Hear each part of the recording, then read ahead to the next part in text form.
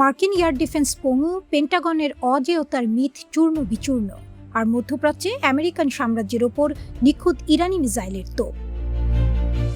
Washington ভেবেছিল $billion radar আর air defence system দিয়ে নিজেদের সেনাদের ঘিরে রাখবে।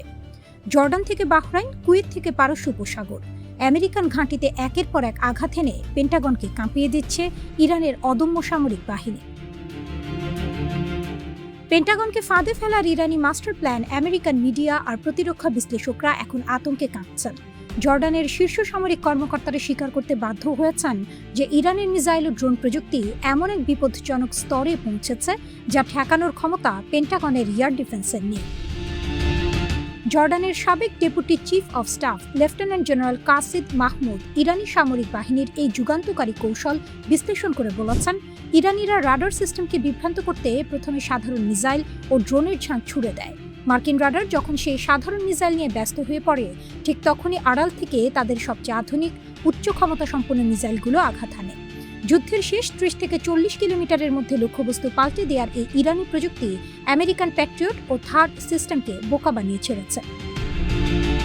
মার্কিন সিনেটর মার্কো রুবিও স্বীকার করতে বাধ্য হয়েছেন যে শত চেষ্টার পরও আমেরিকান এয়ার ডিফেন্স ভেদ করে ইরানি মিসাইলগুলো জর্ডানের ঘাঁটিতে ঠিকই তাদের টার্গেটে আঘাত এনেছে। জর্ডানের রুকপান ঘাঁটিতে আইআরজিসির বিধ্বংসী হামলায় দিশেহারা হয়ে পড়েছে ওয়াশিংটন। পেন্টাগনের অফিসিয়াল পরিসংখ্যান অনুযায়ী এ পর্যন্ত অন্তত 427 জন মার্কিন সেনা আহত হয়েছে এবং বিগত কয়েকদিনেই এই সংখ্যায় যুক্ত হয়েছে প্রায় 100 জন সেনা। নিহতের সংখ্যা দাঁড়িয়েছে 18-তে। জর্ডানের মার্কিন ঘাঁটিতে বারবার হামলায় পেন্টাগন এখন মৃত্যুর হিসাব গোপন করার আপ্রাণ চেষ্টা চালাচ্ছে। কিন্তু আইআরজিসি স্পষ্ট জানিয়ে দিয়েছে, আমেরিকার প্রতিটি ঘাঁটিতে সেনা সংখ্যা আর যুদ্ধ সরঞ্জাম ধ্বংসের যে উৎসব ইরানি বীরেরা শুরু করেছে তা মধ্যপ্রাচ্যে মার্কিন দাদাগিরির কফিনে শেষ পেরেক ঠুকে দিচ্ছে। মার্কিন সেন্টকম দাবি করছে তারা হরমুজ প্রণালীতে বাণিজ্যিক জাহাজ চলাচলের নিরাপত্তা দিচ্ছে, অথচ বাস্তবতা হলো বিশ্ব বাণিজ্যের মূল ধমনী খ্যাত এই জলপথের পূর্ণ চালিকা শক্তি এখন তেহরানের হাতে।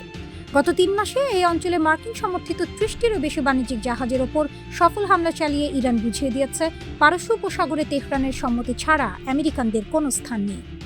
মার্কিন যুক্তরাষ্ট্র প্রায় 900টি জাহাজ চলাচলের সুবিধা দেওয়ার দাবি করলেও ইরানি নৌবাহিনী ও মিসাইল ডিভিশনের ভয়ে প্রতিটি আমেরিকান যুদ্ধ জাহাজ এখন থরথর করে কাঁপছে। যুক্তরাষ্ট্র ভেবেছিল এটি হবে তাদের একটি সংক্ষিপ্ত ও সুনির্দিষ্ট সামরিক অভিযান, কিন্তু তেহরানের নিখুঁত স্ট্রাইক, উন্নত মিসাইল প্রযুক্তি আর অদম্য সাহসের সামনে এসে থমকে গেছে ওয়াশিংটনের সাম্রাজ্যবাদী স্বপ্ন। আমেরিকান এয়ার ডিফেন্সের দুর্বলতা বিশ্বের সামনে উন্মোচিত করে দিয়ে ইরান প্রমাণ করেছে মধ্যপ্রাচ্যের নতুন অধিনায়ক কোনো পশ্চিমা শক্তি নয়, বরং স্বাধিকার রক্ষায় নেমে আসা পারস্যের এই বীর যোদ্ধারা। পেন্টাগন যতদিন এই সংখ্যা দীর্ঘায়িত করবে, তাদের ধ্বংসের ইতিহাস ততটাই দীর্ঘ হতে থাকবে। এদিকে লোহিত সাগরের নিরাপত্তা ঝুঁকি বাড়ায় যুক্তরাষ্ট্র, ইসরায়েল ও সৌদি আরবের সঙ্গে সংশ্লিষ্ট বাণিজ্যিক জাহাজগুলোকে সতর্কতা দেওয়া হয়েছে। জাহাজগুলোকে ওই অঞ্চল এড়িয়ে চলার পরামর্শ দিয়েছে ইউরোপীয় ইউনিয়নের নৌ মিশন এসপিডেস। ইইউ নৌবাহিনী জানায়, ইসরায়েল, যুক্তরাষ্ট্র বা সৌদি আরবের স্বার্থ সংশ্লিষ্ট জাহাজ বর্তমানে হামলার উচ্চ ঝুঁকিতে রয়েছে।